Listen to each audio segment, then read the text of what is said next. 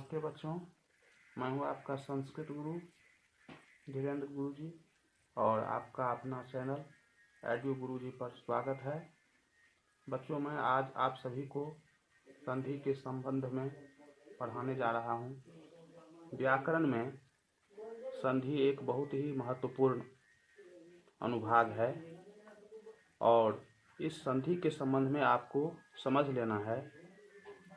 दो वर्णों के एक दूसरे के अत्यंत समीप चले आने के बाद उनके मेल से जो विकार उत्पन्न होता है उसे संधि कहते हैं। बच्चों, संधि का अर्थ ही होता है जोड़ना, अर्थात जब दो वर्णों को हम एक दूसरे के साथ जोड़ते हैं तो कुछ न कुछ विकार उत्पन्न होते हैं और इस विकार को ही हम संधि कहते हैं। जैसे राम जोड़ ईश्वरः बराबर रामेश्वरः। बच्चों, यहाँ पर राम के अंत में अ वर्ण है। अगर हम इसका वर्ण विच्छेद करते हैं तो राम के अंत में अ होगा और ईश्वरः के शुरू में दीर्घ ई है। अ और दीर्घ ई दोनों मिलकर के ए हो जाता है, जिससे रामेश्वरः बनता है। इति जोड़ आदि बराबर इत्यादि।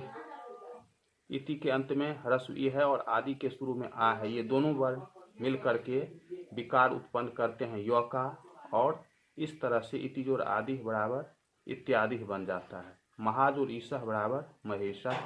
सूर्य जोड़ उदयः बराबर सूर्योदयः। इस तरह से बच्चों आपको यह समझ लेना है कि यह संधि जो है वह एक दूसरे वर्णों के अत्यंत समीप चले आने से उनके मेल से जो विकार उत्पन्न होता है वही संधि है। अब बच्चों, संधि के भेद के बारे में आपको समझना है। संधि के तीन भेद होते हैं: स्वर संधि, व्यंजन संधि, विसर्ग संधि। स्वर संधि के बारे में आपको समझ लेना है कि स्वर वर्ण का स्वर वर्णों के साथ मेल से जो विकार उत्पन्न होता है उसे स्वर संधि कहते हैं। स्वर वर्ण अर्थात संस्कृत में स्वर वर्णों की संख्या 13 है। अ, आ, ह्रस्व ई, दीर्घ ई, ह्रस्व उ, दीर्घ उ, ह्रस्व री, दीर्घ री, लृ, ए, ऐ, ओ, औ। ये 13 स्वर हैं और इन्हीं 13 स्वरों में एक दूसरे के मेल से विकार उत्पन्न होता है और इसे हम स्वर संधि कहते हैं। जैसे हित जोड़ उपदेशः बराबर हितोपदेशः। हित के अंत में अ है, उपदेशः के शुरू में ह्रस्व उ है। अ और ह्रस्व उ दोनों मिलकर के उ बनता है, यह विकार है और इस तरह से हित जोड़ उपदेशः बराबर हितोपदेशः होता है। देव जोड़ इंद्रः बराबर देवेंद्रः। देव के अंत में अ है, इंद्रः के आरंभ वर्ण में ह्रस्व ई है। इस तरह से अ और ई दोनों मिलकर के ए का विकार बनता है। देव जोड़ इंद्रः बराबर देवेंद्रः। महाजोड़ उदयः बराबर महोदयः।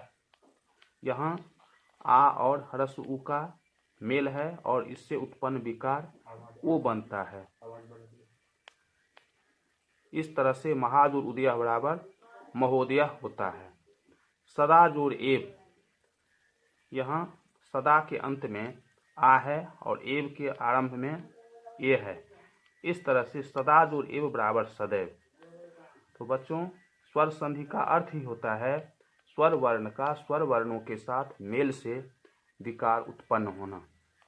उसमें भी सबसे पहले आपको यह समझ लेना है कि स्वर वर्ण 13 हैं और इसी स्वर वर्ण में 3 भाग किए गए हैं: ह्रस्व स्वर वर्ण, दीर्घ स्वर वर्ण और संयुक्त स्वर वर्ण।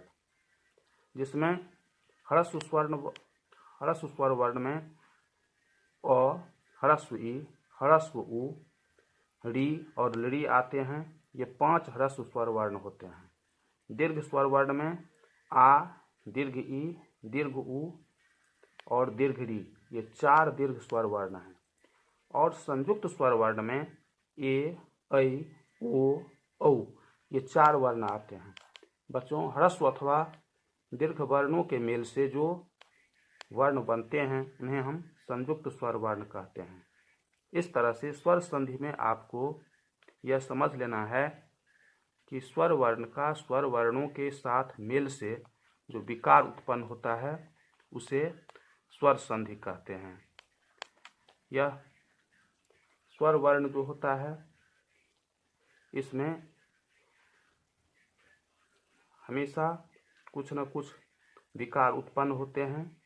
जैसे हम आपको बताए हैं, हित जोड़ उपदेशः बराबर हितोपदेशः, देव जोड़ इंद्रः बराबर देवेंद्रः, महाजोड़ उदयः बराबर महोदयः, सदा जोड़ एव बराबर सदैव। इस तरह से स्वर संधि का अर्थ होता है स्वर वर्ण का स्वर वर्णों के साथ मेल हो जाना। और फिर आगे के एपिसोड में आपको व्यंजन संधि के बारे में बताएंगे। धन्यवाद।